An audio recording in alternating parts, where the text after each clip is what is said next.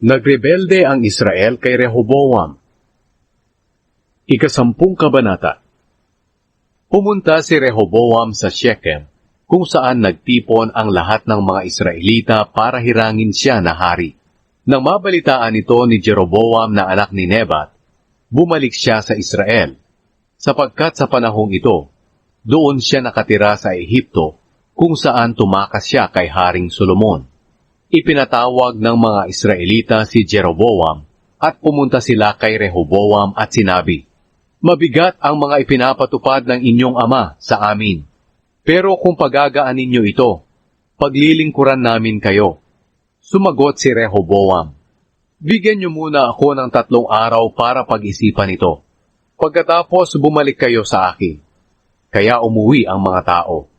Nakipagkita agad si Haring Rehoboam sa mga tagapamahala na naglilingkod sa ama niyang si Solomon, nang nabubuhay pa ito.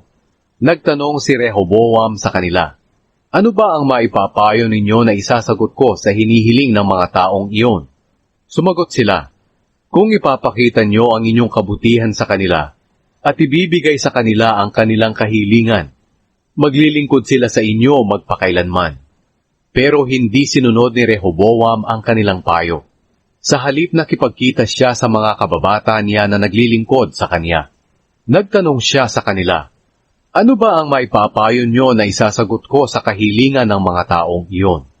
Humihiling sila sa akin na pagaanin ko ang mabigat na mga ipinatutupad ng aking ama sa kanila.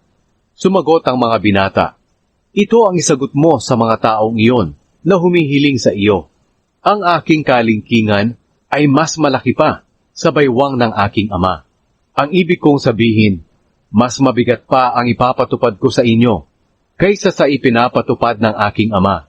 Kung pinalo kayo ng aking ama ng latigo, papaluin ko kayo ng latigong may matalim na mga bakal." Pagkalipas ng 3 araw, bumalik si Jeroboam at ang mga tao kay Haring Rehoboam ayon sa sinabi ng hari sa kanila.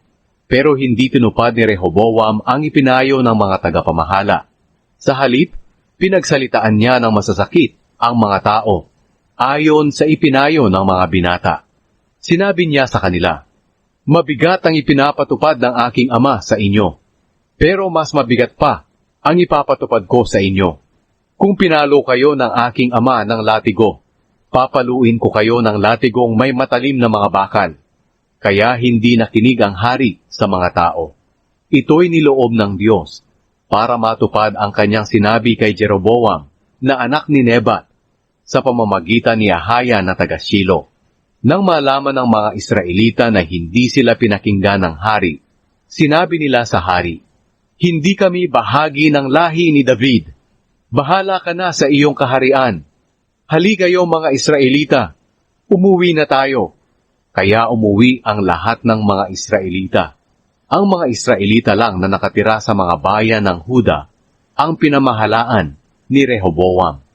Ngayon, pinapunta ni Haring Rehoboam sa mga Israelita si Adoram, ang tagapamahala ng mga tao na pinagtatrabaho ng sapilitan, para makipag-ayos sa kanila. Pero binato siya ng mga Israelita hanggang sa mamatay. Nagmamadaling sumakay si Rehoboam sa kanyang karwahe at tumakas papunta sa Jerusalem. Hanggang ngayon, nagre-rebelde ang mga Israelita sa mga angkan ni David.